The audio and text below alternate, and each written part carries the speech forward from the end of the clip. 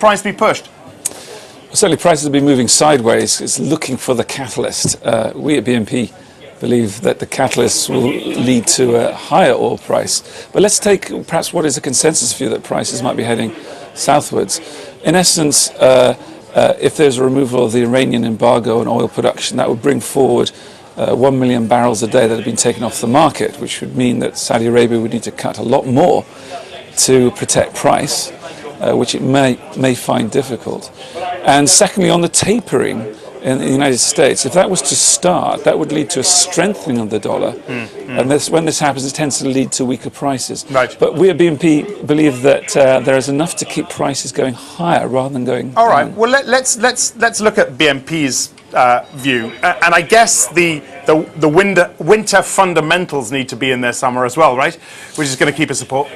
Yeah, I mean, if you ignore those other first two issues, which we'll perhaps come back to, the fundamentals are more supportive. We've had refineries that have been undergoing maintenance, and therefore the demand for crude has gone down. Now they're coming back now and running at full blast in order to produce the distillates and things we need for winter.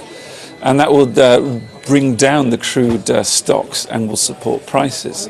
So we think there's a fundamental basis for slightly higher prices coming into winter. And what's your call on the Iranian conversation? What's your stance? Well, we believe that a lot has to happen before the oil embargo is resolved. There may be some small moves to free up the transfer of finance and trade in certain industrial elements such as civil aviation.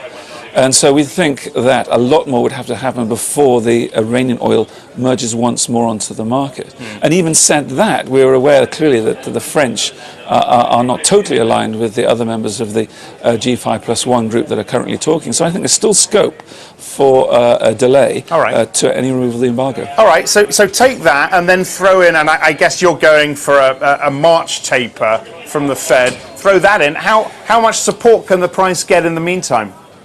Well, I think the consensus view, is that there might be tapering starting in December, and we think there's not enough employment data evidence to give the Fed authorities sufficient encouragement to cut what we would regard prematurely. And therefore we see a March tapering. So it's all about rely on the data. I think so. What we might expect if there is no tapering announced, or the sense that there's no tapering imminent, that comes out the Fed minutes later today, I think that would probably lead to a slight weakening of the dollar, and that should support prices starting to move them up $1 or so in the next few days or so.